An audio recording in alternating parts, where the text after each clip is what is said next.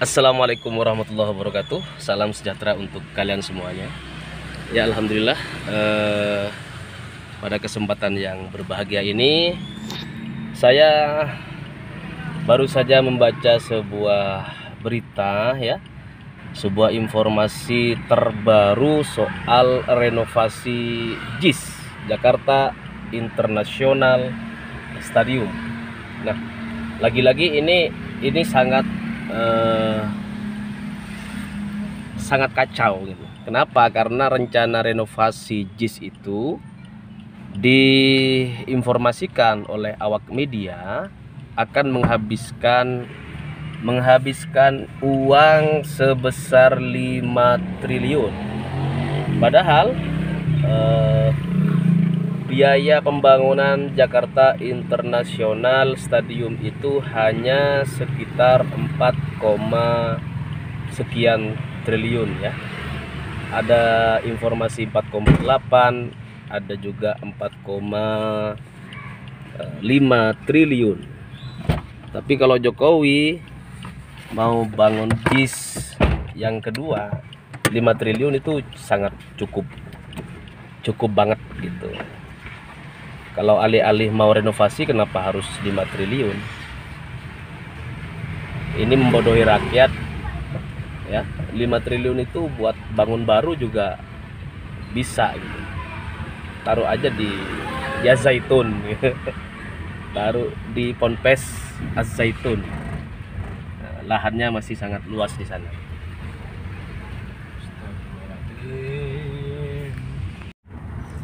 Baiklah, sambil kita jalan malam, ya, kita akan sedikit menganalisa bagaimana Jakarta International Stadium ini tidak lagi menjadi bola panas di lingkaran politik nasional, ya.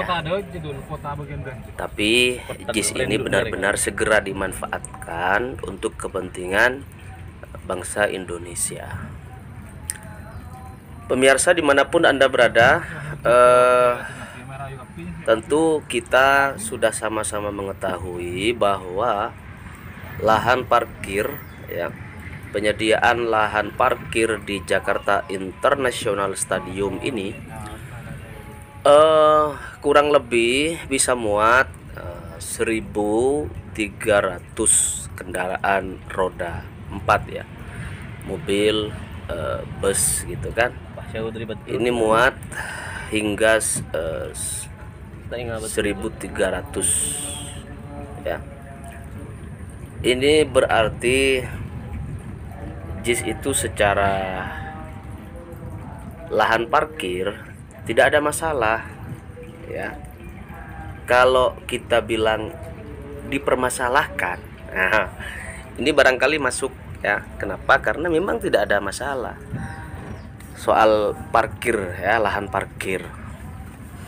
Kemudian memang JIS ini satu-satunya lapangan sepak bola milik anak bangsa, ya, milik Indonesia. Bukan milik Erick Thohir, bukan milik seorang Jokowi, lebih-lebih milik cebong gitu kan.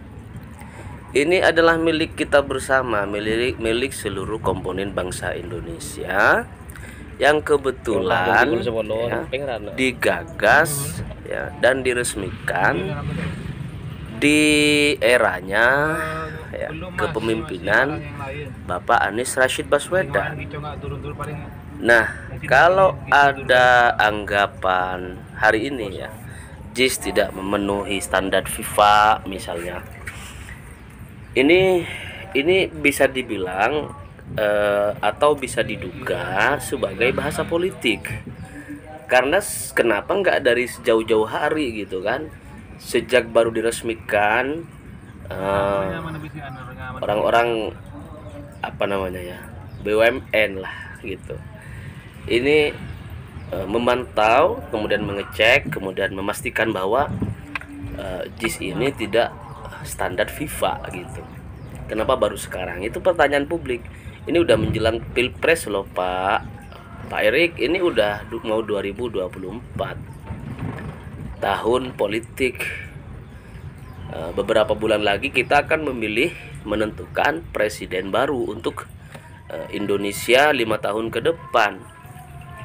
Nah, bola apa gitu? Bola Bola ya. apa? Ini juga Indonesia ini kadang-kadang ya. Tapi alhamdulillah sekarang udah cerdas-cerdas semua bangsa kita ini, pemirsa, udah alhamdulillah udah pada cerdas, jadi bisa membedakan mana yang statement yang mengandung benih-benih kebencian, ya kan, mana statement atau mana perilaku politisi ya, perilaku pemerintah yang mengandung benih-benih kebencian, yang mengandung unsur politik gitu kan, meskipun secara kasat mata tidak bisa kelihatan gitu. Namun masyarakat kita alhamdulillah udah bisa membedakan. Nah ini untungnya sekarang ini kita, jadi makanya dari Sabang sampai Merauke nih nggak mau nih kecolongan lagi, nggak mau dibodoh-bodohin lagi gitu. Sekali ada istilah mari kita ciptakan perubahan untuk Indonesia yang lebih baik ya, seperti itu. Nah pemirsa dimanapun Anda berada, kalau sekarang juga lagi rame nih, rame pindah dukungan. Awalnya misal dulu dukung Jokowi gitu kan, sekarang menyatakan diri untuk memenangkan Anies Baswedan, ataupun mungkin ada sebagian kelompok yang pindah ke memindahkan dukungannya kepada Prabowo Subianto misalnya. Ini sah-sah saja. Kenapa? Karena setiap 5 tahun kita ini bukan soal tidak konsisten, tetapi kita kalau ini kan kepentingan publik, kepentingan umum. Kalau 5 tahun terakhir Indonesia ini lebih maju, lebih damai, Indonesia ini benar-benar lebih mementingkan kepentingan sosial ya, keadilan bagi rakyat Indonesia, maka perubahan untuk presiden baru rasanya orang nggak mau gitu. Tapi ini sejak 2019 yang lalu udah banyak sekali istilah 2019 ganti presiden gitu-gitu kan. 2019 ganti presiden. Nah 2024 ini akan benar-benar jadi momentum pilpres, pileg dan lain sebagainya, yang diharapkan akan menjadi momen perubahan ya, untuk menciptakan keadilan bagi seluruh rakyat Indonesia. Ya tentu kalau pengen perubahan ya harus diganti presidennya, harus dirubah, sistem pemerintahnya juga harus dirubah. Kalau persoalan JIS ya, JIS mah udah bagus, udah pernah diadakan pertandingan antara Barcelona dengan Atletico Madrid gitu ya. Itu final gitu. Antara memang bukan usia senior, tetapi bukan bukan tim kecek-kecek, bukan tim cawe-cawe, tetapi memang Barcelona sama Atletico Madrid itu tim yang siapa yang nggak kenal dengan Barca, siapa yang nggak kenal dengan Atletico Madrid gitu. Nah sejauh ini JIS seperti yang kita ketahui menjadi sebuah satu-satunya ya stadion yang didesain untuk masa depan ya, didesain seperti lapangan sepak bola di Eropa sana, di Eropa ya, bahkan di Asia ya. JIS ini merupakan lapangan sepak bola yang paling megah ya, yang desainnya itu bisa menjadi cermin ya, menjadi contoh ya, menjadi contoh bagi pembangunan modern untuk sepak bola dunia di masa depan. Ya JIS satu-satunya ya. Mau mencontoh Gelora Bung Karno misalnya, udah banyak sekali seperti GBK. Mau mencontoh Stadion Manahan Solo misalnya, ini udah banyak yang model-model Manahan Solo. Seperti misalnya Kanjuruhan Malang, seperti misalnya Pamelingan di Madura sana gitu. Ini sudah banyak. Tapi untuk JIS ya, dengan pola